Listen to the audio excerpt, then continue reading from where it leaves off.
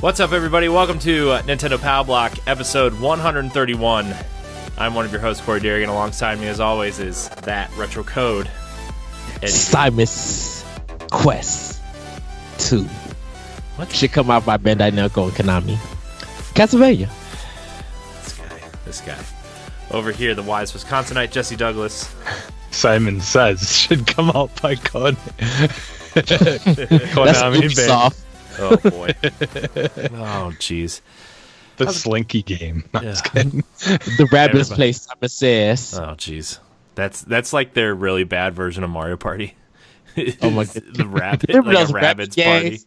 The Rabbit mini games. Yeah. I want the Rabbids in Mario Party, by the way. Just bring them over. It'll be fine. Oh, that's a mess. You just want your Luigi Rabbit.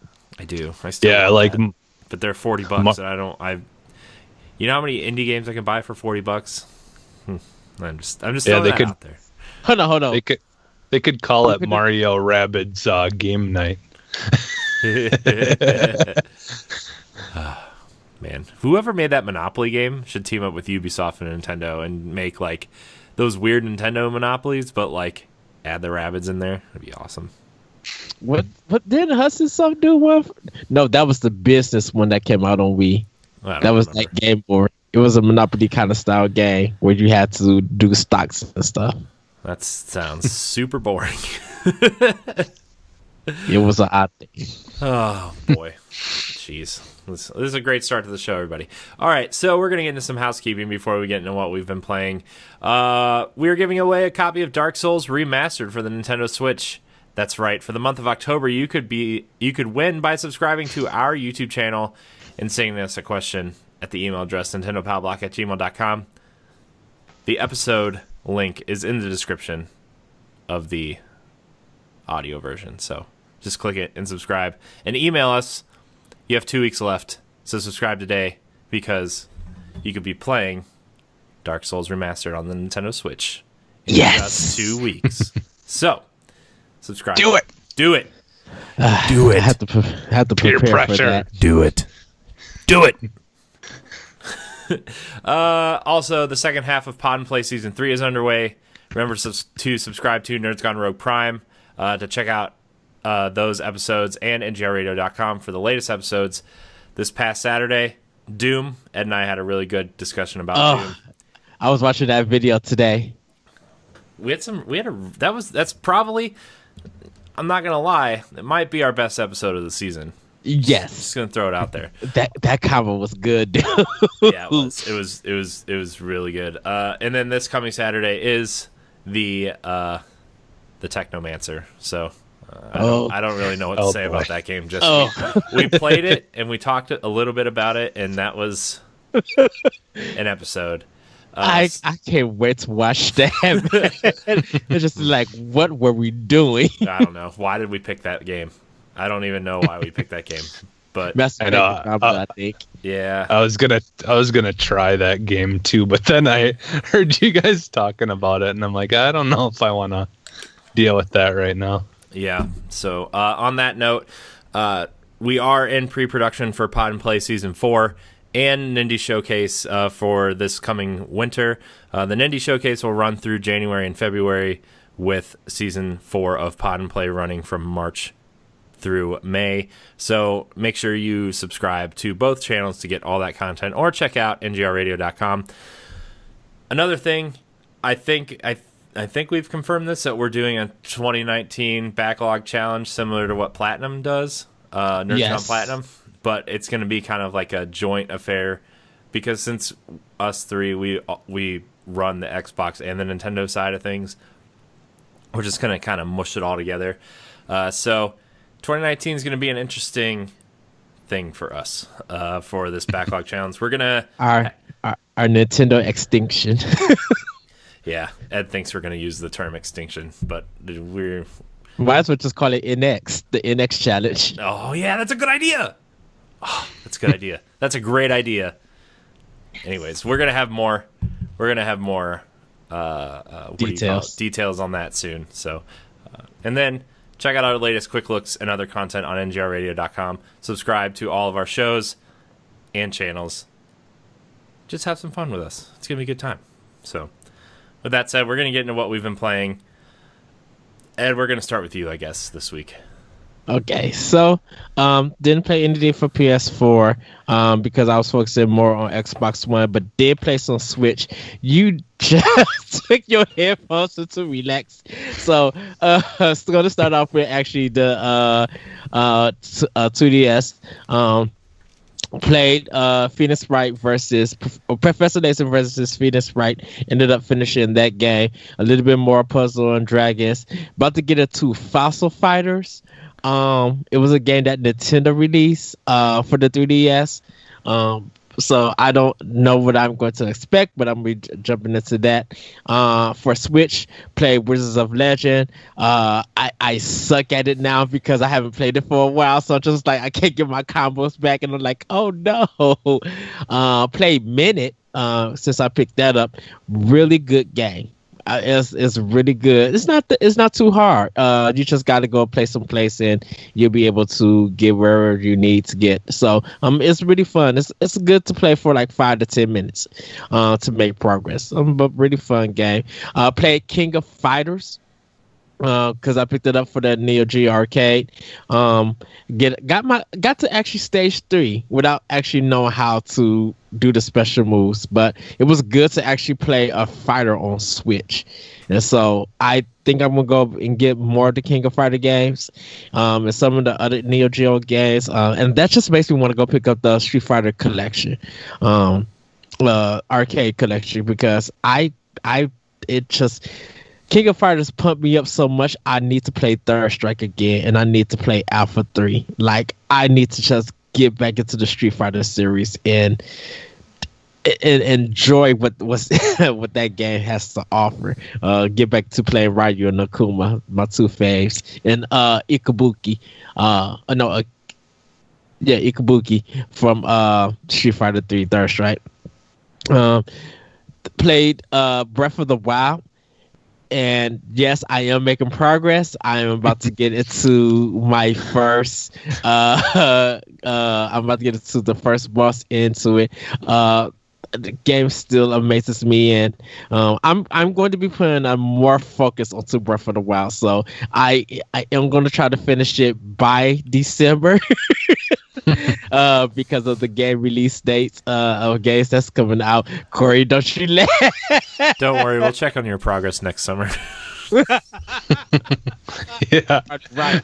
Yeah, next summer. Dude, I played some Breath of the Wild. I could restart it, spend as much time as I did with that game again, and still beat you to beat me.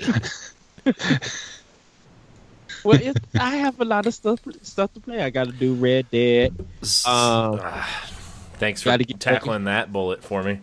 Red Dead. I got to get ready for Battlefield 5. Got to get ready for Just Cause 4. There's some of the indie games that's on Switch I got to get ready for. Can we talk about Red Dead real quick, just for a second? I jumped into, because I'm like, I'm not really that interested in Red Dead, but I'm kind of interested in it, like kind of like on the fence about like maybe I'll get it on a sale or something at some point. But like, I was like, just to be sure that I'm not really that interested in it, let's pop Red Dead Redemption 1 back in. And like, ooh, boy, that game controls weird. It's a weird controlling game. Like, I mean, and we talk about, this is our issue with Rockstar games in general, is like the way they control. It's not necessarily what is happening in the world, but it's how they control. And how interesting they can make the controls, and it's just like, boy, I really hope Red Dead 2 tells a good story and changes up this engine, because the controls in Red Dead 1 are like, whew, boy. It reminds me, I did play such a for PlayStation 4. I played Grand Theft Auto 5. Yikes! You're talking about Red Dead's control. Well, I mean, they use the same engine, so I mean, I would expect GTA to control similarly in terms of like the shooting and cover mechanics. The only thing that I really had issues with controls, like for Red Dead, like, because I mean, I got used to it, but like the hardest thing, and I mean, you know, obviously in real life it would be kind of hard anyways, but like when you're on a horse and you're trying to shoot at stuff while you're while you're trying to control the horse too, like the control, like getting the horse to kind of go where you want to can be a pain in the butt. But then again, in my opinion, it wasn't Origins. Assassin's Creed Origins is like you could just press a button and the horse would follow the road. It was awesome. Yeah. The horse, I definitely had. It wasn't the greatest controls for that. But like with the lock-on system and all that, made the shooting and stuff like that a little bit easier. But yeah, it like overall, I didn't mind that game. But there's some things that hopefully they made better in this one, which is going to make Red Dead 2 kind of like riding a horse. Comparing that to riding a horse from, like you said, Corey, from Origins, and also riding a horse in Breath of the Wild. And it was just like Breath of the Wild controls with the horse is so easy. Yeah, I mean, I think kind of. I think even like since Breath of the Wild come out, horse controls have gotten better. You know, yeah, like, I was gonna say oh, go ahead. I feel like Breath of the Wild was just as bad as Red Dead's. Like where like the turning, like it was such a wide turn for your horse, like when you're running, and so that's what I had issues with. Horses are just a bad idea in games. They should just go away forever. But I think the horse just being smart at times, you know, moving out the way. Yeah, I think it was to me that when I got on a horse and I just needed to get somewhere really fast, it just felt very easy and smooth. Yeah, you know, I mean, when you're trying to get somewhere, a straight shot. When you're trying to get somewhere on a horse in games, it's like, yeah, I can get there faster on a horse, but like when you're trying to fight something on a horse or like avoid something at high speeds, it's like, man, horses are they're a good A to B scenario type travel device, but if you're trying to fight stuff on a horse, it's just like, man, you better just get off the horse. Can be no better than Grand Theft Auto 4 car fights. Man, controls. Yeah. But anyways, continue it. So played that. Tangents. Right. Gonna hop onto Xbox One real quick. Finished Quantum Break. Really did enjoy that game. Didn't really have a problem with the boss that a lot of people did have had before. Like I think I only died maybe twice on it. But I did understand on how to beat him, and just was like, okay, this is cool. But really enjoyed that game. So now jumped into Forza Horizon 4. I have got all the seasons. I'm at level 20. And I kind of tweeted, not tweeted this. I think I put this in the. I think me and you was talking, Jesse, in the chat, and I was just like, I think this game outbeats God of War like by 15 miles. And pretty much probably about almost everything besides narrative. I mean, like a story. This is Burnout Takedown, but refined. But without the takedowns, like, and just the way that this game looks on pretty much anybody's system and TV, I think Forza Horizon 4 puts God of War to shame. I'm sorry, PlayStation owners, if you hear this, but I think it literally put that game to shame. I haven't, like I said, I haven't played Spider-Man, so I can't really make that fair judgment against Spider-Man. But I think that just, to me personally, might have knocked God of War out of the Game of the Year nomination for me. So, but I'm really enjoying Forza. Install Ghost Recon Wildlands. I'm about to do the Sam Fisher mission that was in the system, and downloaded. Also install Call of Duty Advanced Warfare for my Extinction. So I'm about to be working on that and Dishonored 2. So, but that's pretty much all I've been playing and just getting ready for some more games for reviews and stuff. Yeah, and I gotta pick a question, Corey. Are we getting The World Ends With You as physical I already in America? got it. It came yesterday. The physical copy. Yeah. Okay. I didn't know if they was doing a digital version first and then physical. No, my physical copy came yesterday. Okay. So then I need to go pick that up. Yeah. No. It's I'll get to it when I talk about what I've been playing. I seen some reviews, but I do want to have it because I never got a chance to play it, and I'm a big. Yeah. No, I yeah. I'm not. I'm just. Sorry. Well, I'll take your opinion when. Oh, I said I just want the physical copy. That's all. Yeah, everybody. That's what I've been playing and stuff. So. I'll have more for next episode. I'll definitely give you guys more progress on Breath of the Wild. All right, I'll go. Yeah, I'll go. So I haven't been playing much, but I've been playing a lot at the same time. So I ended up finishing Resident Evil 7 finally. Mm-hmm. And well, I shouldn't say finally. It literally only took me like 2 or 3 days to beat it from the beginning almost. But I really loved that game. I honestly think that it's my second favorite Resident Evil game. Yeah, like even though, and this goes back to my hatred for Resident Evil 4. If Resident Evil 4 was something that I liked, even though like this game doesn't really feel like I mean it feels like a Resident Evil game, but at the same time it still isn't just zombies. It's still kind of the whole crazy people thing that started with 4. But because they do it so well, I love it. You know, like I can look past the fact that it's not like the original Resident Evil games where it's, you know, like zombies. They had to reinnovate the series, so that's why 7 happened. Yeah, which I hope they continue doing more games like that, because I definitely keep buying them then. But like, you know, but they got the remakes and stuff coming out. Are you looking forward to the remake of 2? Oh yeah, mm-hmm. 2 is my favorite out of the Resident Evil series by far.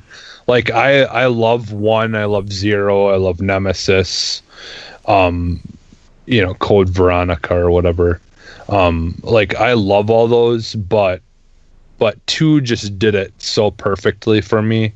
Like with the mix of the jump scares and just the puzzle solving and that's like why I liked 7 so much, is I really enjoyed the puzzle solving stuff that they did in it. And the one thing that I really liked about it compared to the original games is they made it like where the maps felt big, but at the same time they didn't make it super easy for you to get lost. Like with the original ones, it was so easy to just like not really know where you're going or remember which area you had to go back to because of all the backtracking. Yeah, because of all the backtracking. And I feel like the areas in between things were a little bit more linear in this game, enough to not make it like where I didn't really use the map to look where I needed to go at all almost.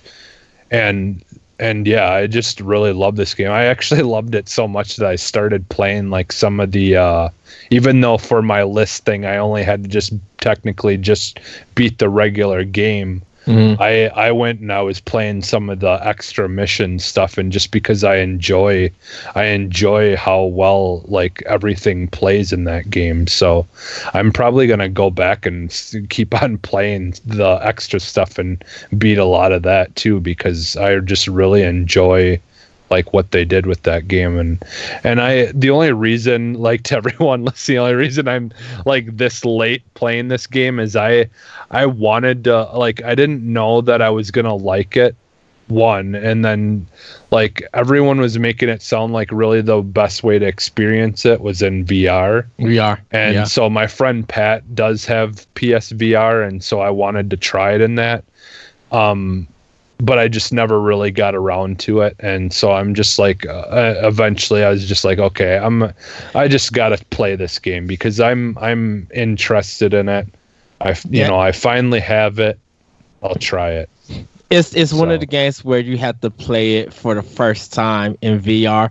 Like, you can't know what you're doing to really get the scares in VR. Because our good friend Josh Brent played the whole game in VR, and he was just like, if you play that game at night with like just here not noticing people making sounds or someone behind you, you will literally lose your stuff. Yeah, and that's why I want to play it in VR. That game is so freaking creepy. I just want to be immersed in it and just completely, like get the full experience. And I mean, even though I was playing this way, I mean, it's still good. It's still pretty creepy, and like, it still makes you get paranoid.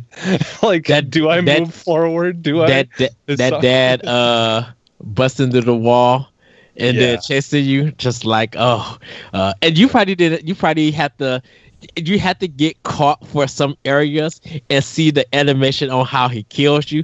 They are really nice because he does not play. I'm just like, oh, Capcom, well, even that table scene. That table scene, like where he like grabs the one son's hand and then just starts chopping it off at the table. And like, it's just like, Jesus Christ. And I knew there was something up, like with the grandma, like right from the beginning, like, because she just appears randomly in spots. It's just like, how the heck you get upstairs? And I'm just like, she's in her wheelchair. In the wheelchair, just kicking it in the corner, looking at you. I'm just like, yeah. Oh, Capcom, you and your tropes. Yeah, that game is so amazing. We'll never get boss to play it. I would love to have a Let's Play. There are Let's Plays on the YouTube channel. They were some of the first Let's Plays we posted on NGR. Oh, but I wasn't playing it. I wasn't playing it. I was with two of my friends, and we were playing it with the lights on.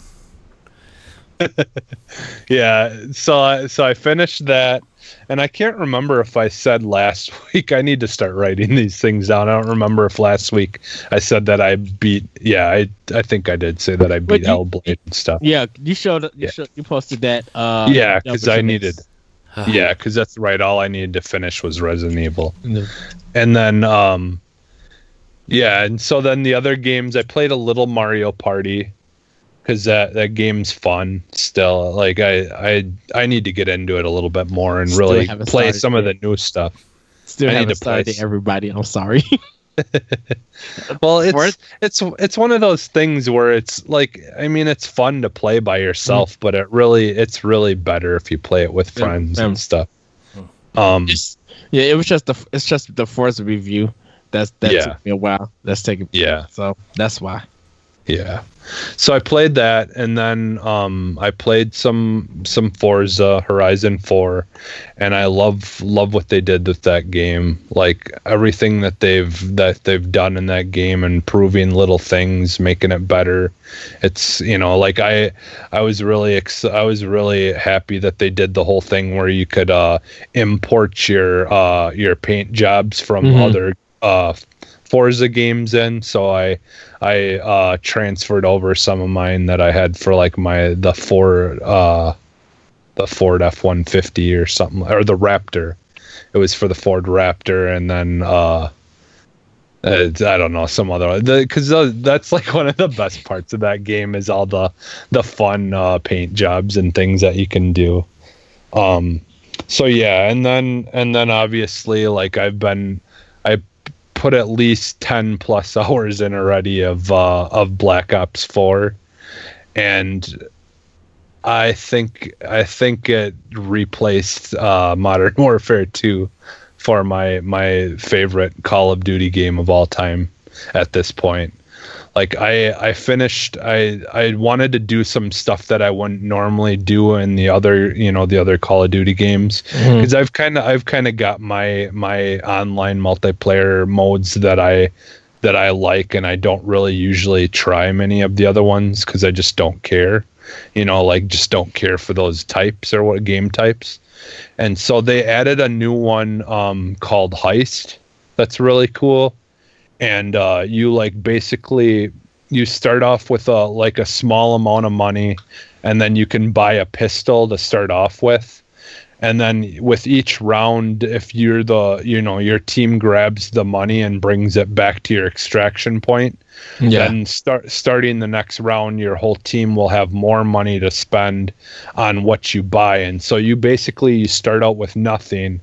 And if you want certain perks, or you want a certain type of gun, or attachments, all those things like cost money, and they're in like a progression tree. So like in order to get this and this, attachments for the gun, you've got to buy the first thing first, and then work your way down it. And so basically you do that, and then it's just a fight back and forth to try to bring the money back, and whoever finishes off, the other team wins, obviously. And so that's basically what Heist is. It sounds almost like what they do in Gears, when you're fighting all the monsters and you're collecting the money and you bringing it back to the thing to put out more defense and stuff like that. Sounds like that. I can't think of that mode at the moment. Yeah, it's similar to that, but it's just like team deathmatch basically. Okay. With and you only get one life, I believe. But you can get downed, and then your teammate can heal you. So like they do the whole blackout style thing where you can be downed, and then your teammate can come over and heal you. So they kind of mixed that, basically that gave them an excuse to use that mechanic, like instead of just only using it in blackout mode, which I played a lot of that too. And I think 2 or 3 times I've gotten third place so far is the best I've done in it in solo mode. But what's really cool, and I really enjoyed a lot, and like kept on playing it until I finished it, is kind of like their story mode type thing that they have. And it's called Specialist HQ. And so basically what you do is you go into there, and then character by character, you learn the story of each specialist, and then it also teaches you how to use their stuff. And so basically, like much like Siege, you'll go through and it will tell you things to do and how to use the character. And then at the end, it does a game of scrimmage where it's like a multiplayer match with bots. And then you basically just have to try to win that match. And then if you finish all those things and win the match, then you get first you get a bronze star. And then there's a silver and a gold, so you can play it at different difficulties. So, but that's where the story mode basically lies for the most part. Like as much of and for me, it was just enough story mode, honestly. Kind of like Titanfall. Titanfall did it in a sense where they put in like the multiplayer maps and treat it as like a story in a sense. Yeah, yeah, kind of, but it's more of a visual story. Like, Gotcha. like Okay. you're getting more of an animated like an animated show that's kind of like explaining to you what's going on in this person's, you know, life and why they're at this position, or why they're, you know, this is all happening, and for each character's side of the story. And then you know, like, then you just basically get put into the training mode where you're learning how to use the character, and then once you finish everything, then you get a final segment at the end of the character's run through where it explains a little bit about them, and then leading into the next character. Okay. So it's, you know, is plenty storyline for me, and I actually enjoyed it, and you know, so yeah, and that's pretty much what I've been playing. Yeah, I mean, I played a couple of different modes, but playing that. Oh, and they do have a thing for zombie mode as well, where you kind of like where they the tutorial where they kind of show you how everything works and walk you through that as well. So they have an amazing tutorial in this game to help people like really learn what they're doing. So I might actually try zombie mode eventually, because it does look kind of fun. So nice. That's pretty much it for me. Well, I'll make mine quick since we're already like 25 minutes into the episode. I've been playing through Shadow of the Tomb Raider. I've made a preliminary list of what I think might be on my Game of the Year list of games so far, and I know we got a couple left for Nintendo stuff, but and I'm like, I need to finish it. I need to finish off these games if I'm going to talk about them for our Game of the Year episodes and stuff. So, Shadow of the Tomb Raider, I've been playing. I played for a little bit today, and I got past the part where you play as her. And spoilers, there's a Uncharted 3 type section in this game where you play as young Lara in the manor, and like that segment was, I don't know if that was really needed, you know, but it was. I'm past that part, and I've been making my way through that game, and it's that game is really fun to play. You know, like just getting in there and taking people down stealthily, and like I think that's kind of like the puzzle in terms of the combat areas, is like how many of these guys can I take down without being caught, and I like playing that kind of game in this game, so.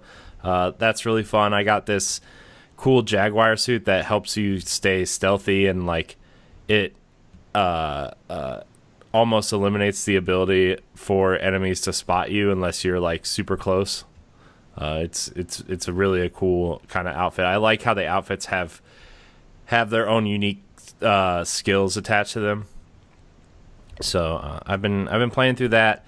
I've been playing a little bit of Assassin's Creed Odyssey.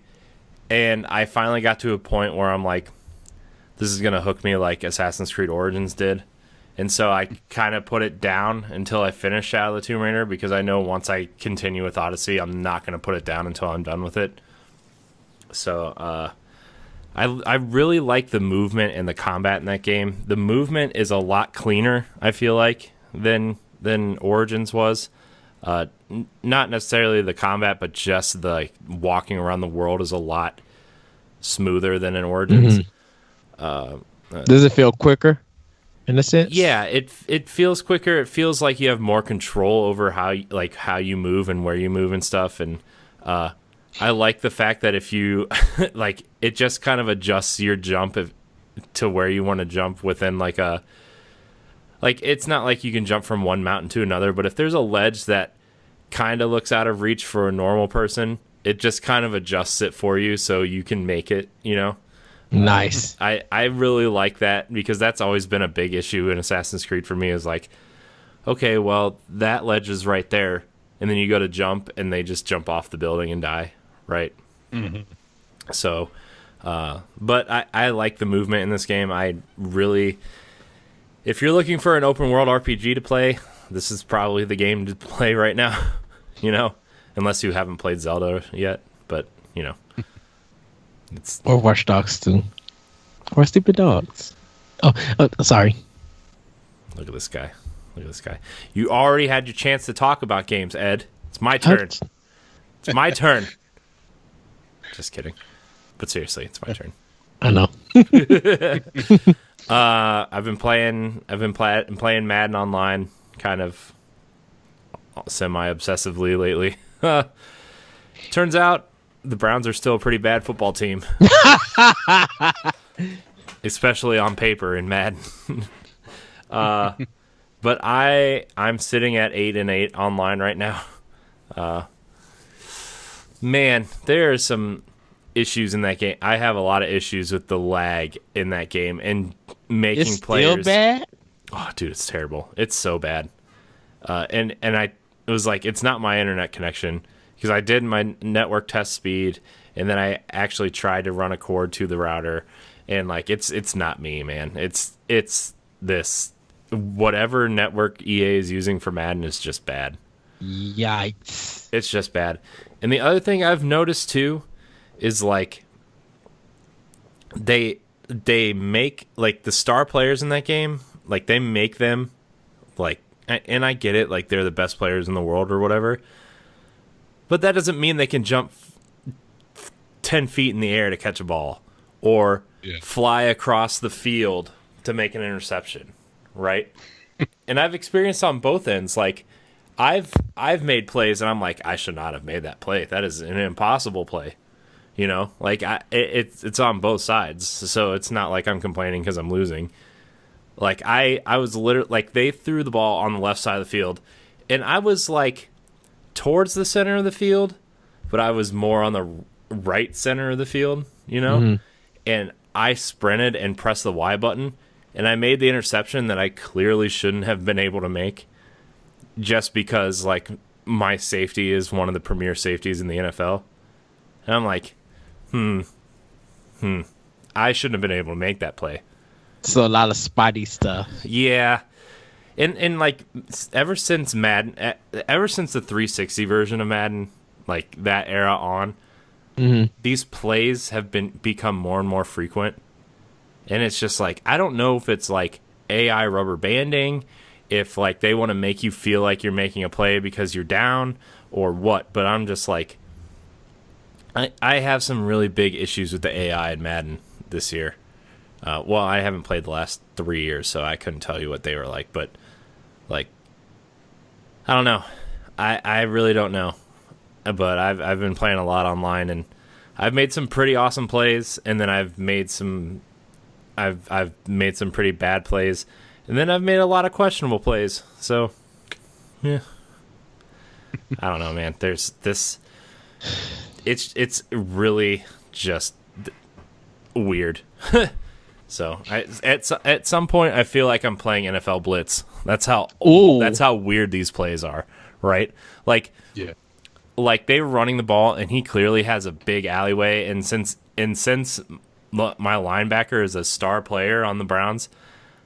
I dove knowing I wasn't going to get him, and I made the tackle. I'm like, ooh, he just did a Superman all the way over there. Like, I dove, and he probably dove like 10 yards. I'm like, that's impossible. I mean, thanks for giving me that play because he would have scored, but there's some weird things going on with Madden's AI. So, wonderful. Been playing a little bit of Spider-Man. I don't know. I feel like I need to finish that game just because I started it, and I know we're going to be talking about it for Game of the Year stuff, but I feel like I've had my fill of Spider-Man. Swinging around the city's fun and stuff, and the story. Like, I think for Spider-Man fans, this game is great, but for, like, just players of games, like, I just feel like this is just kind of like a normal Spider-Man game. So I don't know. I'm going to finish it just to see it through, but I'm not going to 100% it. I got the suit I wanted. I got the powers I wanted. I'm just going to try to power through it. I'm playing on easy, so, I mean, it shouldn't take me that much longer. I went back to God of War because I feel like I need to give that game another chance. I finished it, but there's a new game plus, and there's a couple other things that they've added since then that I kind of want to. I feel like I need to give that game a better shot, but I don't know. I think I have my fill of God of War. I still think I like the old God of Wars better in terms of the way they played and just I don't know. I'm glad that this game exists, but I do miss like 2-3 Ascension style gameplay. So because they used to be more like was it Devil May Cry and stuff, wasn't it? Whereas they were like more. They were leaning way more in that direction. I wouldn't say it's as stylized, but it was leaning more in that high action, fast-paced gameplay. Yeah, that with like bigger characters you're going against, basically. Yeah, and so I don't know. I miss the I'm this small kind of semi demigod type person, and I miss going up against like the Titans and the world monsters and just the larger than life epic battles in this game. This game doesn't really have that, and I miss it, like I don't know. It's just I went back to play God of War 3 and I'm like, I feel like God of War 3 is way better than the new one, but that's just me. I like those high action games. I don't really care for games like, The Last of Us, this is clearly, I know they said it wasn't, but it's clearly inspired by that type of story experience, I don't care about The Last of Us. Like, I didn't really care about the last Uncharted game. Like, Uncharted 4. I really liked Lost Legacy a lot. Yeah, Lost Legacy was really good. So it's weird that the combat or some of the stuff that's in God of War is kind of taken out from Act 2. When I was playing Act 2 this year, I'm like, oh, Kratos and this one do the same shit we played. I'm like, they got the same animation. Like, Act 2 literally feels like God of War. I'm like that. I feel like for me, the game didn't get good until the last quarter of the game. When spoilers for God of War, so jump ahead 30 seconds if you don't want to hear spoilers for God of War. We have a spoiler test on Nerds Gone Platinum. Yeah, here's your cutoff. The game doesn't get good for me. Like, the combat doesn't feel fun for me until you unlock the chains of the chains. The normal God of War chains. I can't remember what they're called. Chaos. Blades of Chaos. Blades of Chaos. So, like, for me, it doesn't even get great until those come into play. And then it feels more like God of War. I'm like, okay, here's this fast-paced action, but it's still a little bit turned down from the old games. Like, I really like being able to throw the blade out, pull an enemy towards me, launch them up in the air, and do, like, the old school God of War moves, and then the lack of a final kind of boss fight. And I know there's a lot of bosses I missed because I didn't go looking for them in side quests and stuff, just because I wanted to experience the story so I could talk about it for Game of the Year. But there's no really final epic battle, which is like the thing for God of War. So I don't know. I might go back and play a little bit of that just to clean up some stuff, but so I've played a little bit of that since last week. I was looking for something, and like Destiny 2 I've been playing a lot, but we can talk about that on Arsenal X. I'm actually working on a I was like, I need to write something. What can I write to get my writing juices flowing again? And I'm like, well, I think I'm going to write a goodbye letter to Destiny 2. Because I just can't put the time into Destiny that I would really love to. And, I'm still going to play, like, super casually and whatever. But it's more of, like, I can't get raid ready in a week. I can't go chase down all these exotics that you need. I just can't do all these things, right? Like, I have maybe 2 or 3 hours a night to play games. I have maybe the weekend on Saturday to play for a few hours. You know, I have a kid I need to take care of. There's a bunch of games that I would really like to play through, and I couldn't be able to do that with the time limit that I have. Like not to mention, it sounds like the raid itself is like 6-7 hours. Yeah, it's like one of the newer ones. Well, the raid, I think people, once you get it down to a science, they said people are beating it in like 40 to 50 minutes. But that takes so long. Like, even when we were at peak raiding, my raid group, like peak raiding attempts, like, which was King's Fall, the Taken King raid. Yeah. We were getting King's Fall done in like 50 minutes. Right. Okay. And that's like the longest raid, I think they said, still to this day. So I could see people getting this raid down in under a half hour, to be honest with you. I haven't watched anything on this raid yet, though, because I kind of like a guest. But you know, I've been playing kind of casually with my cousin, which was kind of nice that we kind of get to reconnect that way. Because he's in the same situation as I am, right?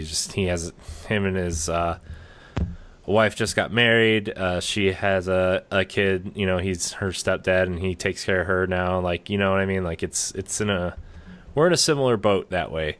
So we've been playing kind of casually, and like my raid group's getting mad at me for not playing with them because I'm lower level. And you know, Ed, we had this conversation about how much content I've been locked out of because I use that spark or whatever, which they're fixing, I guess, in the next patch. But still, it's just I can't do that anymore. You know, I can't play that way anymore. And you pretty much know my frustration, just even with the DLC. Yeah, Ed couldn't find the quest giver for the DLC, so he hates it. Well, what DLC have you ever brought in that it just doesn't appear in the game? All of it, like, for Destiny. You have to go to the quest giver. That's what the RPGs do. But normally when you buy DLC, it'll show up in your game. Like there's an option. It's just like, okay, this DLC does the same thing. It doesn't just show up. You have to go somewhere to activate it. What? Well, I wonder why they didn't do that. Like a cutscene or something. Tell me where this mug is at, because if you buy it, it just doesn't appear, and you be like, "Well, where's the DLC at? Did it not download in my system? Like, it doesn't tell you to go and do all of that stuff."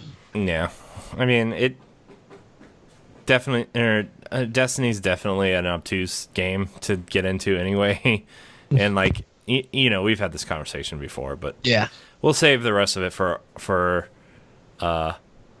Arsenal X. But the last thing I've kind of been playing since, gosh, we gotta get moving on this new stuff. But I played a little bit of The World Ends With You, and boy, does that feel like a port of a mobile game. Ooh, do not play it docked. Do not play it docked, because the motion stuff does not work. It's sloppy. It's like you move like an inch if the cursor flies across the screen. Like, do not play this game docked. Like, it is made for the handheld mode, and like the touch stuff works well enough, but like if you have a DS or a 3DS lying around, you just get that version of the game. This game is not, I'm sorry, like this game it's a great DS game. It is not a good game on any other platform. Like, it just does not function well. And I don't know if they're going to patch it in the next couple days or not, but I played it last night so we could, like, talk about it today on the show. Mm-hmm. It's, like, if I didn't care about my Switch collection, I would trade it in. It's just, it's not good. I could just see that in the box being sent to me saying Merry Christmas. Be like, oh. Hey, it might be. Don't, I mean... Careful what you wish for, man. Yeah. I really like the art style of that game. I like the characters of that game, and like I liked that game when I played it on 3DS or on DS, right? Like it's a cool game, but like play it on on DS or 3DS, just play that version, because this is not the version you want to play. You know, and like even the mobile version I think might be better. So I don't really have anything else to say about it. It's just don't play it on Switch. I'm sorry. Like, I was really looking forward to this game because I wanted to play it again, right? But it's not worth the $50. It might be worth 10. So, yeah, that's the Switch game I played a little bit of. I played a little bit of Mario Kart. I played a little bit of Bad North. I'm making my way through that game. That game is such a good game. It's only $15. If you like kind of weird strategy games, that game is so good. And like, I don't think that game got enough coverage. Attention. I know Giant Bomb has 2 quick looks up of it. One of the Steam version and one of the Switch version. Check it out. I put one up on our website. Like, just check it out. It's cool. It's really cool. And like upgrading your soldiers and stuff. Granted, the progression is real slow. Like, like the first probably 20 levels are super easy, which I think if they would have just done that for like 7 or 8 levels, it would have got the point across. But it's cool. Once you unlock abilities and like, it's cool. It's a cool game. And then of course, every night before I go to bed, I play 2 rounds of Tetris, and Tetris is the best. So, Yes. by the way, demo of Puyo Puyo Tetris is free on the eShop. If you want to play, if you just want Tetris on your Switch, download it. You can play it as many times as you want. You want, exactly. But all right, let's fly through these news bits so we can get to the questions. This is a pretty slow news week actually this week. So yeah, our first bit of news comes from Nintendo Life. Eevee-themed Pokemon events arrive in Animal Crossing Pocket Camp. If you're still playing Pocket Camp, this is good news for you. Following a crossover with Splatoon last month, Animal Crossing Pocket Camp for iOS and Android is hosting a limited-time Eevee-themed Pokemon event. In celebration of the upcoming release of Pokemon Let's Go Pikachu and Let's Go Eevee, you'll be able to take part in a scavenger hunt by collecting Pokeballs lying around your campsite and using them, along with leaf tickets, to craft special Eevee items. As a bonus, you will also receive an Eevee hood in the mail if your character... You will receive an Eevee hood in the mail for your character to wear. Special Pokeball hunts packs are available to purchase as well. One contains 20 leaf tickets and 10 Pokeballs for 99 cents. And the other pack includes 180 leaf tickets and 25 Pokeballs, 20 bonus of each for $10. Both packs are limited to a single purchase per person. The event runs through the November 11th. Pokemon director Junichi Masuda has even been spotted tweeting about his Pocket Camp life. So, I mean, Nintendo did say they were going to use their mobile games to promote their upcoming console games, so Pretty much. here it is. All right, I mean, have any of you even played Pocket Camp at all? Nope. No. I didn't even download it. I'll wait for my Animal Crossing on Switch. So. Yeah, I barely care about the regular games. Yeah. I don't get into that kind of stuff as much anymore. But I'm definitely looking forward to the Pokemon game. What if Animal Crossing had a Battle Royale crossover event? Jesse, would you play it? No. He would. You murder animals by throwing apples at Oh, them? please, Jesse. Please. I would get a message around 1 o'clock. I'm playing the Animal Crossing. Well, is it something. free? Is it free? It'll probably be free. Pocket Camp is If free. it was free, then I would Pocket no. Camp I mean like an actual. The But Battle even Royale. that, I don't know how they would do that or make it you have- interesting. You'll have it. You'll delete it, but you'll tell me that you played it for a little bit to give it a chance. Our second story also comes from Nintendo Life. Smash Bros. Ultimate is the second most anticipated game this holiday, according to a U.S. survey. Data measurement specialist Nielsen has released rankings for 2018's most anticipated holiday games. The U.S. survey was conducted by the assistance of nearly 6,000 people. In terms of games that have not yet launched, Nintendo's Super Smash Bros. Ultimate placed second, right behind Activision's Call of Duty Black Ops 4, which is due out. Well, it's out already. When taking into consideration games that are already out, but are still likely to gain additional sales during this period, Marvel Spider-Man on PlayStation 4 was technically at the top. Recently released Super Mario Party on Switch also tied with Super Smash Bros. Ultimate. As for other Nintendo releases, it turns out Pikachu is still the favorite, with Pokemon Let's Go Pikachu achieving a rating of 88 and Pokemon Let's Go Eevee with an 86. Other games like FIFA 19, NBA 2K19, and Assassin's Creed Odyssey are also on the list. So, turns out people want Smash Brothers, guys. Who would have thought? Who would have thought? I know a lot of people are still tweeting and talking about Smash. Like I've been tweeting about it, just like I want to see Data East and our Rim games into Smash, and I know we'll probably got another direct maybe next month for Smash. There's more reveals and stuff coming, so I'm not surprised. I am just kind of happy because I thought Smash wouldn't be on that list compared to how big Red Dead Redemption 2 is supposed to be. So I mean, for that to be second place on the Call of Duty Black Ops, that's really good. Yeah. On that side note, Smash has been confirmed with 8-player Smash. You can use 8 Pro controllers instead of 4 Pro controllers and 4 GameCube controllers. Nice. So that was cool. So nice. Yeah, that's good. Yeah. So because turns out Amazon only lets you pre-order 1 GameCube controller and 1 adapter, which the adapters I understand, but the GameCube controllers, man. Yeah. So. We're going to move on to our next story here. Oh, Jesse, are you excited for Smash? Sorry, I forgot to ask you if you were excited for Smash Brothers.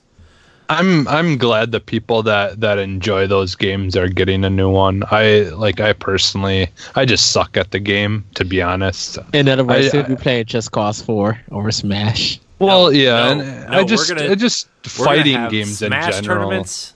We're going to do things for Smash. It's gonna be a good time. We still need to do an online Mario Party. We can do that, right? That has an online mode, I think so. I would have to get their online service, because I just don't at this point, other than something like that would be the only reason I would need it. But I just don't need it. Yeah, I mean, other than this, I honestly debated not even getting it yet until Smash came out, except for, the NES stuff is cool, which actually leads us into our next story from our friends over at Game Informer. And I say friends really, really lightly because I just like Game Informer. Nintendo Switch Online subscribers receive access to an easier version of the original Legend of Zelda. Nintendo followed through with its earlier announcement of NES titles like Solomon's Key and Super Dodgeball coming to the catalog Nintendo Switch Online users. However, a surprise game is also included in that bunch. Well, surprise remix anyway. The Legend of Zelda, Living the Life of Luxury, is essentially an easier version of the original Zelda, giving players access to items like the White Sword and the Magic Shield, as well as, quote, a lot of rupees. Beating this version of the game opens access to another harder version called Second Quest. The title is available now for free to subscribers of the service. That's cool. They think that makes it a whole lot easier to get into Zelda. Also, not in this article, but I was listening to other podcasts. All of the previously hidden dungeons and bomb doors have also been open, which allows you to get these items. So, you actually it's pretty much just a save state where you have completed all the stuff outside of the world, and which gives you 6 hearts and the sword and the shield and rupees and bombs and all these kind of stuff. So the original Legend of Zelda wasn't that hard, in my opinion. I think it's one of the hardest games I've ever played. Have you played The Legend of Zelda 2? No, because I heard it's harder. Okay. Legend of Zelda 1 is way to be easier fair, than 2. I've played The Legend of Zelda 2, but every time I try to play Zelda 2, I get to like that first side-scrolling area, not the town, but the one that you go down the ladder and you have to fight these like weird wolf things that don't give you XP, which is some BS. And I die. So I'm like, I'm done. I quit. Zelda 2 sucks. Get me out of here. Yeah, for me, like Just give it honestly, breath like for a while. the hardest part of that stuff from those games for me were always just remembering where the hell to go. Like if anything, that was the only thing that deterred me from playing those original ones more than I did. Is just I just like trying to find my way around. How'd you ever Like beat it? no. I barely played any of that stuff because I couldn't do it. I've never beaten a 2D Zelda game, so I enjoyed the It's Zelda battling 1. and all that, but what, Ed? You Zelda 1 though, right? No. The first Zelda. No. I've never beaten a 2D Zelda game. Even though Not even though Link's Awakening is one of my favorite games of all time, I've never beaten it. Look at Ed. He's dumbfounded. I suck at games, Ed. We've had this discussion. And we all know old games are harder than new games. Which makes me suck at them more. Let us get to the questions. Ah, man. No, we still got one more news story. Oh, I thought that was the last one. Yeah. Actually, this news story can lead into our first question. So, this comes from Kotaku. A report: new Nintendo Switch model coming in 2019. The Wall Street Journal is reporting that Nintendo will be introducing a new version of its popular Switch console next year. The report says that the move comes as Nintendo hopes to boost sales momentum of the Switch, which has dropped off since its meteoric launch. Its claim that this new model would likely share many features with the current version. No, I don't want to sign up for your newsletter, Kotaku. Likely share many features with the current version and be compatible with existing Switch game software. It better be. It also says that Nintendo, quote, is still debating what new hardware and software features to include in the upgrade, with one option on the table being an upgraded screen close to those found in more recent smartphone LCDs, which would, quote, make it brighter, thinner, and more energy efficient. You can read the full report here on Wall Street Journal Japan. And so we're going to get into this first question because I feel like this is kind of where we're going to head in this with this discussion anyway. We're getting into our question block. Remember, we are giving away Dark Souls Remastered for Nintendo Switch, and the rules are, there seems to be some confusion with people emailing and subscribing to the YouTube page, so hopefully I can be more clear this time around. Step 1. You must be subscribed to the YouTube page. It's the Nintendo Power Block YouTube channel. Subscribe, click the bell, help us get that URL, etc. Second step, you must email us at nintendopowblock@gmail.com a question for our question block, or tweet at us at Nintendo_pblock a question for question block. Those are the only two requirements to enter the contest. So hopefully that clears things up. Did that seem clear to you guys? Yeah. Mm-hmm. I'm not trying to be like mean or anything. I just want to make it clear for our listeners, you know, who some people seem to be confused about how to enter, and you know, so those are the rules. So we're going to get into our first question. It's about this subject from our friend Deshaun Malone. He asks, what kind of features would you like to see in an upgraded Switch model? What would make you buy one?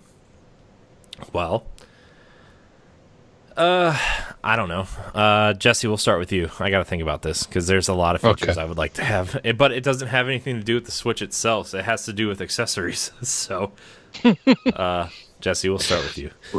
Yeah, I definitely would like it to have a better screen, like a bigger screen, like make it more like the phones where the screen goes right to the edge. Yeah.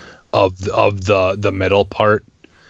I would like it to have maybe a little bit better sound quality as far as like when you're playing it through the speakers in the Switch. I mean, I know not a lot of people probably really think about that too much, but like, and it's not really that it's bad. I think it sounds pretty decent, the sound coming through the speakers, but I feel like it would be kind of neat to have it like a little bit more like maybe like a nicer, just a little bit nicer. And then like the only other thing that I can think of would be obviously to have like, if they have to like make it like blue, like I would definitely like Bluetooth for sure, like some kind of like the ability to hook to connect like wireless headphones and or speakers and stuff to it, things like that. I think that's the big one, especially because you know, the controller doesn't have the headphone jack like the PS4 and the Xbox One controllers do. Yeah. And I think Bluetooth headphones would definitely have some sort of use for this system. But Ed, what would you like to see from an upgraded Switch model? I think I would like to see Nintendo have their own streaming service, where it's kind of like Twitch, and stuff. That you could put it on Facebook, Twitter, Miiverse 2.0. In a way, yes. In a way, so that way, you know, people could come in and see the games and stuff like that, and they won't have to worry about, you know, trying to get their host set up on Twitch and everything, or really, you know, work with Microsoft and get Mixer for the system. I think with this relationship that they got, you know, Nintendo could probably go to Microsoft and be like, hey, we also want to do Mixer for streaming and stuff. I think that would be a good benefit for Xbox players. You still need Xbox Live to do it. So, I mean, why not? It would benefit those who got a Xbox account, getting the points, and the same thing that they do for Xbox Live. I think it would be good to have Nintendo, you know, work with Microsoft to get that. Not so much the sound thing. I think because of the headphones, I do understand the Bluetooth. Yes, I will agree with that. But I think because if you have good headphones, I think the headphone jack, it would be nice to have. And plus, if you're on the bus, you don't want to be distracting people. So I think Nintendo's just thinking about, it'll be good if you're in a quiet place to have a better sound. But if you're in an area where you're around a lot of people and you're on different various transportation, you don't really want to distract neighbors and stuff with a big sound. Like, I'm thinking more of like tabletop. Like when you're playing it in tabletop mode. Yeah, it's just like, I don't know, the sound, like even maybe it's just, I don't even think they need to change it so much as like the ability for it to go louder. Right. I mean, I can understand where you're coming from. Like if you're doing it in the house and you're somewhere and on the go, you want to hear like Hulu a little bit louder. You want to hear hopefully YouTube or Netflix or some of the other games. Even with Smash coming out with the radio thing, you want to hear more if you're by yourself. So I do. But Bluetooth would eliminate that issue. Yes. Just because you'd be able to hook it up to like a Bluetooth speaker, and then it wouldn't be that big of an issue. But just like as is, if I could only pick one of those, you know, if only one of those things could happen, you know, most likely. And they're more likely to do a better speakers in it than to let Bluetooth be an option, I feel like, unfortunately. But I don't know. You know, who knows? I actually would love to have, and this would be my last two.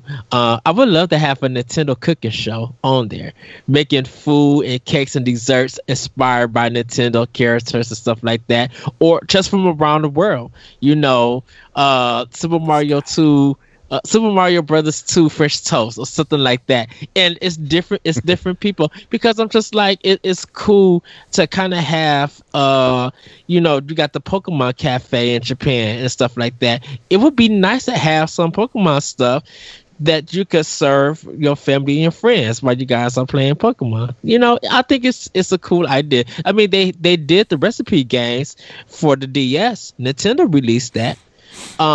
So why not just make it like a free channel or software for the new Switch? Well, they could do it. Otherwise, they could just have like a cookbook thing that people could put entries into. Right, and that's what like an app. Yeah, I think that would be cool. And that's why I said just around the world, just having those things right there. And yet, still bring the surveys back from the Wii. I would love to see that come back. Last but not least, this might be for my selfish reason. But the cooking show wasn't for a selfish reason. What are you doing? I'm so confused right now. Why? Why are you confused? Because you confuse me.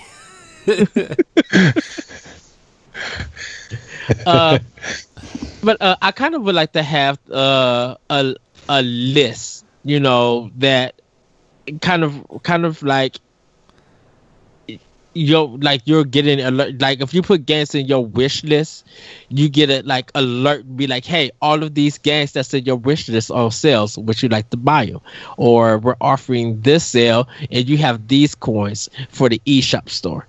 Like it just comes up and just asks you a question, or even just shows up on your avatar or something that be like, hey, these games are on a sale that's in your wish list, which you could like to have and stuff. Everybody would say that like the new chip and stuff, but people are going to find ways to hack that even too. So I'm not really focused on the chip, but I would like to be able to create it recognizes all my games, and I'd be like, you know what, this is my backlog that I need to finish, and Nintendo would be like, hey, you want to kind of work on, I'm like, we got a new update for this. Would you like to update and work on this game while you playing it? Or, and then be like, oh, I do got that in next list to work on, and then start working on the list. Be like, yes, I finally beat Breath of the Wild. And it kind of like the Nintendo kind of congratulates you that you got something off your backlog list. I would like to have that. So any kind of customization of that main menu would be nice. Yeah. Dude, every time I go into my games and apps, like the fact that they aren't organized alphabetically is killing me. Every time. Just let me move them around. You can leave the games that I play the most or most recent on the front thing, but when I go into my games and apps, they better be alphabetized. Yes. For me, I would like to see, I don't know, like Jesse said, more screen real estate. I don't really care if the screen is 1080p because it's such a small screen, and plus, the 720p screen saves on battery life. So I would like to see more screen real estate and better battery. There's the Bluetooth audio thing. The thing is you can't really do too much of it because your selling point of the system is besides the fact that you can take the console with you or plug it in the TV, is the Joy-Cons. Mm-hmm. Imagine how many people want to upgrade to the new system and have to buy all new Joy-Cons because their old ones don't slide onto the side. That's the big thing. Yes. So if they could find a way to keep the Joy-Cons on and you being able, which Nintendo's usually pretty good about all that. I would like to see a better dock, like a slimmer dock, maybe one that just kind of remember the stand that the Wii U gamepad had? Mm-hmm. That angled look to it, just so you could just plop it down. It doesn't really need that front end on it, with risk of scratching the screen or anything. I would like to see a smaller, more sleek dock, especially because if you want to take your dock with you somewhere, that thing is, it's not really a pain to move, but it's kind of, you could have a sleeker, sexier looking dock, I think, with more USB ports, especially. What? Yeah. Well, I was going to say, even you could have something going over the front, but it could just be just enough to hold it in place, because obviously you don't want it to be where if someone's to bump it, it would just possibly wreck it. But or if you want to keep that same design, you could have the front fold down, kind of like a clamshell kind of design. Yeah. How lock into place.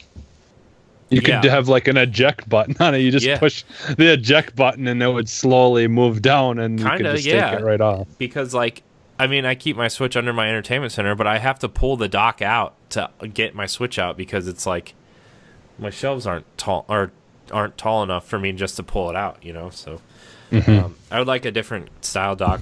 I would also like a refresh on the Pro Controller, even though the Pro Controller feels nice. Like, put the A and B buttons where they go, please. Just put A at the bottom. And like, give me if you're not gonna do Bluetooth audio, put a headphone jack in the bottom of it. Because like, I want to play Switch games, but I can't hear it because I have to keep the TV low because my kid's asleep, right? And it's like, just let me plug some headphones in, man. So that's kind of it. I don't really need anything technologically because, like, I mean, if you're gonna put the Tegra 2 chip in it, that's fine. Like, any way I can get my games to look better on the screen is fine, or run better, or load faster, or whatever. That's fine. But like, Nintendo's gonna make all their first-party games run well on the system, and indies aren't gonna. There aren't gonna be any like super indies that are bigger file sizes than a Nintendo game. So. The fact that we got Wolfenstein and Doom is nice, but I mean, I don't really think technologically Nintendo games are going to get any bigger or require this, So, yeah, that's kind of it. I don't really care for a refresh. I do think sales have slowed a little bit, but I don't think that has anything to do with how the power of the system. I just think they kind of blew their load in year one, with high-profile games like Mario Kart, Zelda, Mario. And, like, I think sales will pick up this fall because of Pokemon and Smash. Those will sell a ton of units. So, and I think people that haven't bought one are waiting for those bundles. So, I don't really think Switch needs a refresh, but if they do, I'm going to be real sad because I have the old model. That's all. Hard to say. Yeah, like going back to, you had mentioned like with the battery life and all that, and that's like, I had heard that was one of the issues. Like, the tech that they're using, the screen and stuff like that, is so old that it's not as energy efficient. Yeah. And so you could actually get a better, nicer looking screen that actually saves you on battery life. Yeah. And that was one of the issues. But you got to think of, do Nintendo want consumers to pay more? Well, they're not. Well, they technically wouldn't have to. I think the system's going to stay at $300, but they're going to use the technology that just so like they don't have to have a price drop. I think that's kind of their way around a price drop is like, hey, we're using more expensive technology, but you're getting it at the same price. So, I think I think a lot of people are overthinking this. I think they're just going to do a refresh, and with the fact of like, we're going to use more energy efficient technology for the screens. We're going to have better battery life. And since the Tegra 2 is cheaper, we might just throw that in there just because. Like, I think it might look slightly different, but I don't think this thing's going to be as big of a difference as like be noticeable. I don't think it's going to be a PS4 Pro or Xbox One X style refresh. I think it's essentially going to be like a 3DS to, I don't even think it's going to be as big of a jump as a 3DS to a new 3DS. I literally just think they're just going to refresh the parts in it because of the battery life. And I think they're going to find a way to keep the system from overheating so the case doesn't crack. I think they're going to just do quality of life changes. I don't think it's necessarily going to be processing changes. So, and just really all it needs is just enough for the games that are coming out that are having a hard time running the way they should be to be running that, better. But it's not necessarily making it powerful enough that you can make them look better than that. It's just getting the games to be able to run the way they should be. Mm-hmm. Versus like, having some issues, because they're still not going to obviously make games that are, then too powerful for that. They're going to keep them, the way that they would make them for the regular people who still have the original Switch.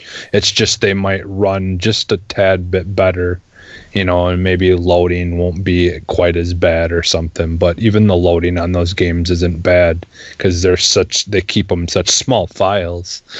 Yeah. To be honest, Yeah, I think the only first-party game that has longer than kind of warranted load times is Zelda, and even then it's like It's fine. Yeah. Like I mean, I it's still loading think, so much. yeah, I still think Zelda has a hard time loading, and there's still a few frame rate hiccups. Even playing it like a couple weeks ago, like I still noticed a few things that I'm like, ooh, this could probably use some something. But I mean, it's what happens when you're a launch game and you're still trying to work out the kinks and stuff. So we're gonna move on to our next question. This comes from longtime fan Megan Green. Are there any series, third party or otherwise, you think are missing from the Switch's library? I mean, I don't think there's anything quote unquote missing, especially since we're only about a year and a half into the Switch's life cycle. Yeah. But there's stuff I wouldn't mind having on the Switch, Pikmin. The internet's Pets initiative poured everything to Switch. Right, and a lot of PC stuff is coming. We got Civilization. Yeah. I mean, I would like to see something like XCOM come over, just because of the success of Mario plus Rabbids. I think XCOM would work well. Yeah. I mean, with the Nintendo first party and the indie stuff, and I mean, Nintendo doesn't really have a first-person shooter, but I mean, Metroid will probably fill that slot. I mean, yeah. I think Doom and Wolfenstein, I guess, but I think the Switch pretty much has a lot of the genres on there. We got F&V on there. We got fighters. We got adventure games. So I think maybe title-wise, like you said, Corey, there's probably certain titles that we all want. And past episodes, we have already gave what we want. Mass Effect trilogy. We still want the Tomb Raider trilogy to come, and we want more games. I want DMC, Devil May Cry, and a sequel to that to come. I want more horror survival type games like Resident Evil and I Dead Space. I think the only one that we're missing, hopefully that we start to get more, is more Japanese like novel based games that they only do in Japan. I know some of them are here.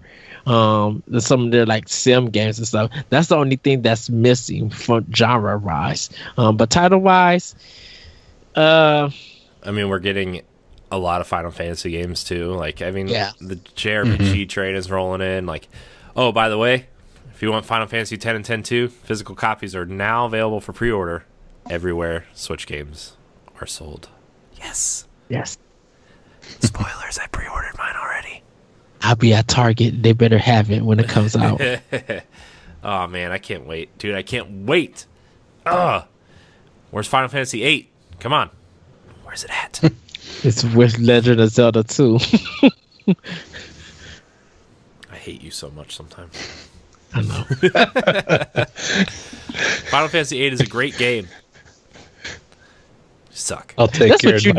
you need. We need to have a battle right written blog where me and you just write against each other on why I think 7 is better than 8 and why 8 is better than 7. I know how to solve this. Wild Arms is better than both. I'm going to jump you in the river when I see you. It's definitely better than 7. Might be better than 8. Are you serious? Might be better than 8. No, Wild Arms is hot garbage. You're hot garbage. Man. No, that's like With cheese. Man. It's a step above Beyond the Beyond. I know too many PlayStation. Oh, man. All right. We're going to move on to our next question. This is from Donnie Willsbury. How do you think Scarlet and PS5 will affect third-party support on Switch? The same way Xbox One and PS4 is. I think we're going to get what we get, and whatever doesn't come, you're just going to have to buy it on the next console. It won't affect Switch Switch title. I just think Switch is in such a different category than Xbox One and PS4. It's Nintendo does its own thing, and like it's literally my first party and indie machine. This is the thing. Scarlet and PS5 is so formulaic with every third party game. there's not going to be no innovation. There's not going to be that many new IPs. What you're playing now is what you're going to be playing in the next generation, and it's just going to look better. So if you want a better experience and for your video game library, and just as a gamer, third party's not going to give it to you like Switch is going to give it to you. Like you said, Corey, with indies and stuff. I think more people are looking forward to stuff that's coming out for Switch. And just look at pre-orders, like from New to Run Games. Look at pre-orders and sale numbers of how Dead Cells and Hollow Knight have done. Like, those are the stuff that people are enjoying and loving and still showcasing. PS5 and Scarlet, they're gonna have so many formulaic stuff from third party that everything is just gonna be predictable. I mean, I think Xbox One and or Scarlet and PS5 are just gonna be what you would expect from a new iteration of a PlayStation or an Xbox, right? I mean, yeah, streaming is probably going to be a big thing on there, like pushing it or whatever. And whatever this Google thing is trying to do, like, kind of seems like streaming is becoming more viable by the day.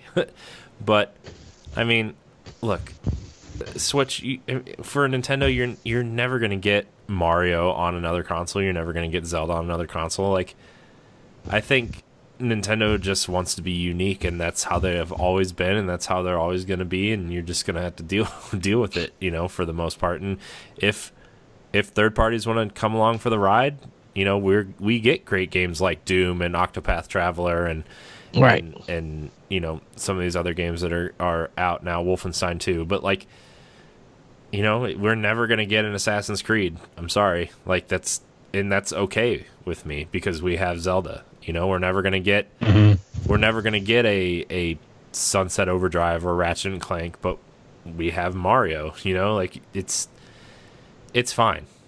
And with this streaming technology, you'll be able to play Halo on your phone with an Xbox controller. That's fine. That's cool that they're doing that, but it's never going to be the same experience as what Nintendo is trying to give you, and that's also okay. So. Yeah, and the thing is too is like Nintendo like doesn't need to get those games that just wouldn't really work on there anyways, like the bigger games like we've talked about in the past, Siege and stuff like that, when they can just basically throw money at the different developers and have them make things like Mario Rabbids, or like they can get their own games that you can only get on the Nintendo, from those third party developers. It doesn't always have to be like what PlayStation and Xbox is getting. So like as long as they do that more often. Mm-hmm. Things like have things like Mario Rabbids and stuff and Octopath Traveler come out, then they really don't need to worry about it, because then not only are they getting a game that's exclusive to them to make people want to buy their system, they still are getting stuff from all those other developers, and it's most people are going to have an Xbox and a Switch, or a PS4 and a Switch, or whatever anyways, so they don't really need to try to compete, because they've just got to do what they do, because that's why people go with the Switch or with the Nintendo. So like there's just so many games that would be cool to have on the Switch and play on the go, but like you said, with the streaming service going on, like what's the point in trying to then compete with that next generation in that way? Mm-hmm. If it's going to be so prevalent everywhere else, then what Nintendo would have to do is go back to their basics and just continue doing what they've always done. So, it's they came out early enough that they could compete right now and get some of these third-party games on the system, and eventually then they'll put their money in other places. It's mm-hmm. I'm sure they've made quite a bit of money so far. Oh yeah. So I mean, there are games I wish were on the Switch because it would be more convenient for me in my situation. But like, Yeah. that's like what 2 or 3% of the people out there. Like, I wish Destiny was on Switch so I could grind in there, but like, it's not. But I would never want to play PUBG or Black Ops or maybe Assassin's Creed, but like, you know what I mean? Like, those big giant experiences deserve a big powerful box, and but SteamWorld Dig 2, Shovel Knight, Hollow Knight, they could do as good as the the big AAA titles. Yeah. So yeah. Anyways, we're gonna move on to our last question. This comes from Michael Perry, new listener, and really enjoy the show. Thank you, Michael. Yeah, thank you. Why do you think Nintendo has been so open about things like crossplay, development, etc. this gen? I think Nintendo just wants people to play the games they want to play and be able to play it however they want, and especially with their kind of semi-weird partnership with Microsoft, and I think Nintendo's just open with the new management and the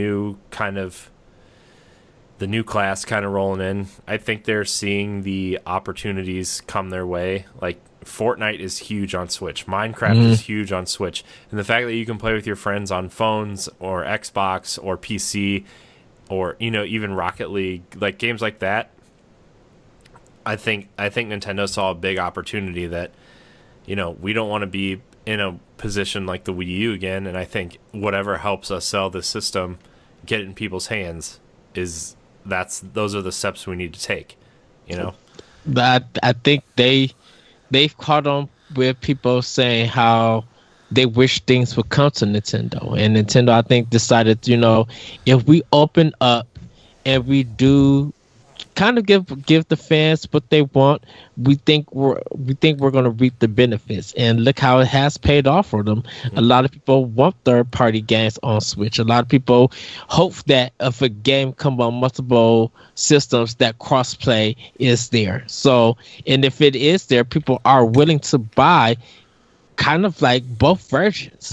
They go, because Diablo 3, I think that's going to make people get back into that series if it was crossplay.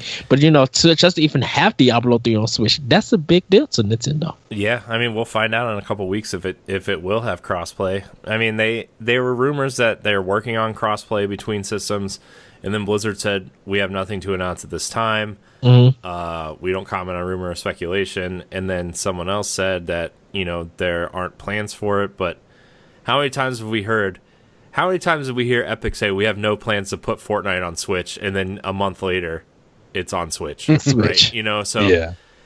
I just that's the big one right now.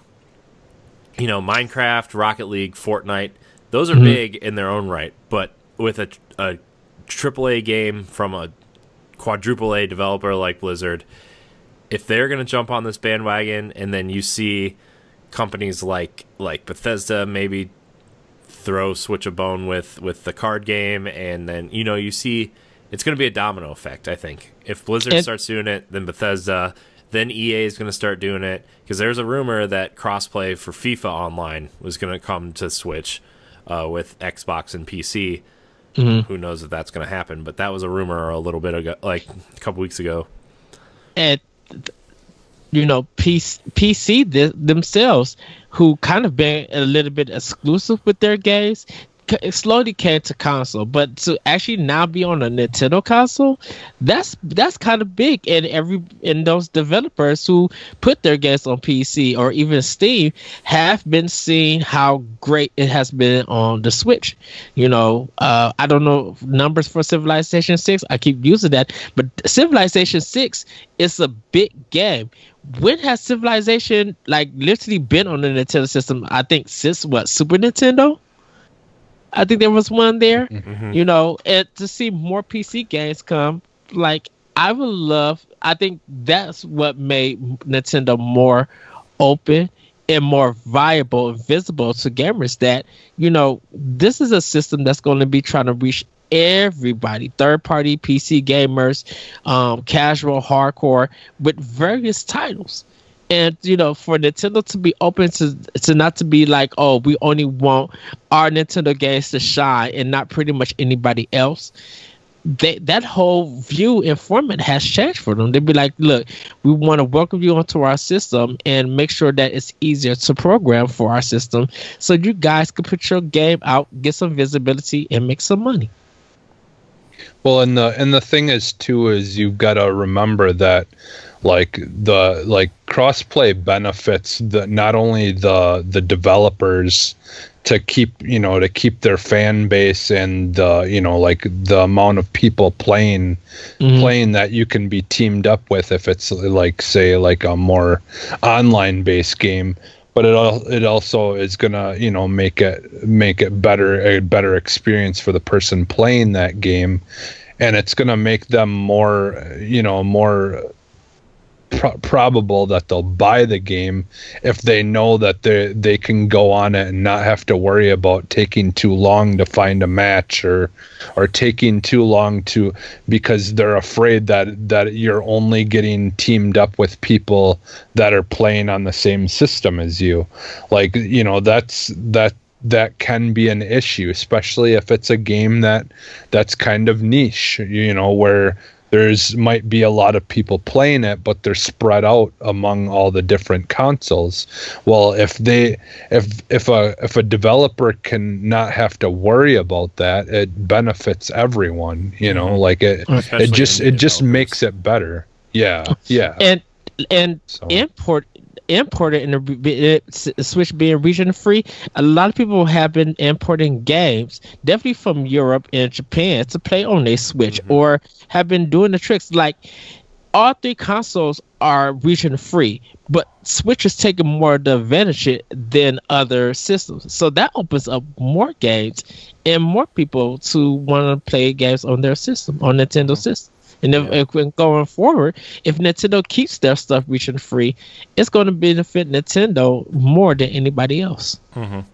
Yeah. Plus, I still feel like at this, whatever this Xbox event is going to be, I still feel like I think Xbox is going to announce another sort of Nintendo partnership down there with something. I mean, not necessarily like a new game or anything, but I feel like they're going to be like, hey, Rare Replay Plus is now available on Switch, and whatever, and you log into your Xbox Live and earn achievements and stuff on your Switch through this, similar to what Minecraft does, I still think something like that from Microsoft is coming, and I don't think Microsoft is opposed to it.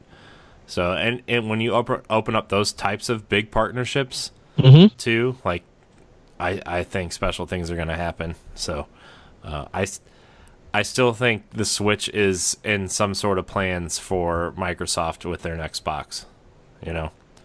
I still think it's gonna happen. Well, the thing is it's like it's healthy to have competition with each other, but at the same time, there's still it still benefits everyone if there's cooperation, just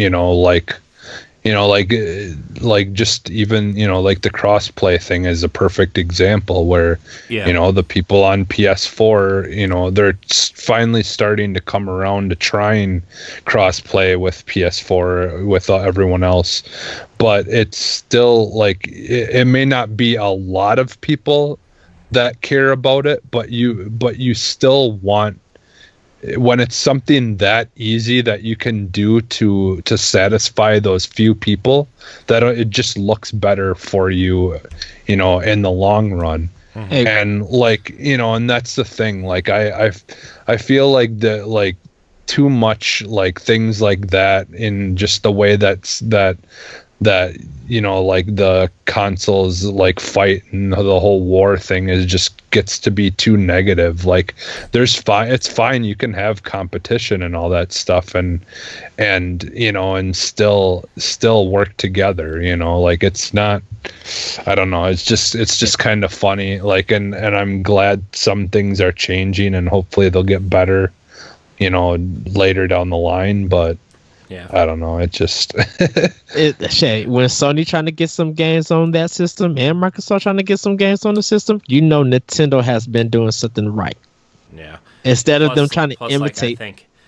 Sorry, I'm just saying. Like, plus you see how good Nintendo and Microsoft look with crossplay, and now Sony is finally buckled and testing out their crossplay stuff with Fortnite and other titles later down the road. Like, I think Sony is also seeing the benefits of cooperating with everybody else too, So like, leave your competition and your console wars to like first party stuff. But when it comes to third party stuff, especially smaller studios that might not have the reach of a Call of Duty or Madden or FIFA or Minecraft, like, give them the opportunity to thrive, because it doesn't matter where they buy the game.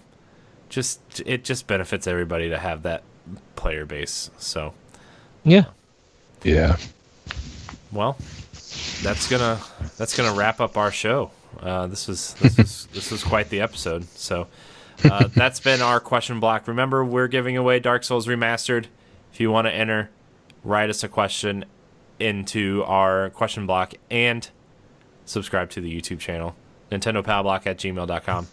Follow us on Twitter and Instagram at Nintendo_Palblock. Join our Facebook group, Nintendo Palblock Facebook group, where you can chat with fans and us about Nintendo stuff. Download our other shows, Nerds Gone Platinum, Arsenal X, Nerds Gone Rogue, Nerds Gone Rogue B-Sides, and of course, this show, Nintendo Palblock. Nintendo Palblock goes up every Tuesday at 7 a.m. on our YouTube page and your podcast service of choice. Ed, where can we find you? You guys can find me on Twitter at @RetroCode. You can also check out Optional Opinion on SoundCloud, iTunes, Google Play, TuneIn, other podcast apps. New episodes will be dropping very soon for that. Check out Arsenal X podcast here on NGRradio.com and on the Arsenal X YouTube channel. Also, the review for Forza Horizon 4 is up. So if you guys are Xbox players or interested in race car games, you guys can check that out at NGRradio.com. Jesse, where can we find you? You can find me on Twitter at PhantomMaggotAX. Well, I guess that leaves me. You can find me at CoreyHD86 on Twitter and Instagram. You can also follow me on Twitch. I'm going to start streaming more. I finally made my stream overlay last night, so hopefully that'll be nice and crisp for you guys to watch me look all pretty online in the smallest camera box ever. You can follow me on Twitch at twitch.tv/CoreyHD. You can also follow all of us live on ngrradio.com/live, where you can watch all of our live streams at the same time if we're live streaming at the same time. So, yes. There's also links to everybody there. Also, by the time you hear this, you will be able to go to ngrradio.com/subscribe, and you will be able to follow all of us and all of our shows and all of our channels wherever you want. So that'll be up by the time you hear this as well. I think that's it. Thank you guys so much for watching Nintendo Palblock. We'll be back next Tuesday at 7 a.m. Eastern Time on your podcast service of choice. Thank you guys so much for watching, and until next time, we love you.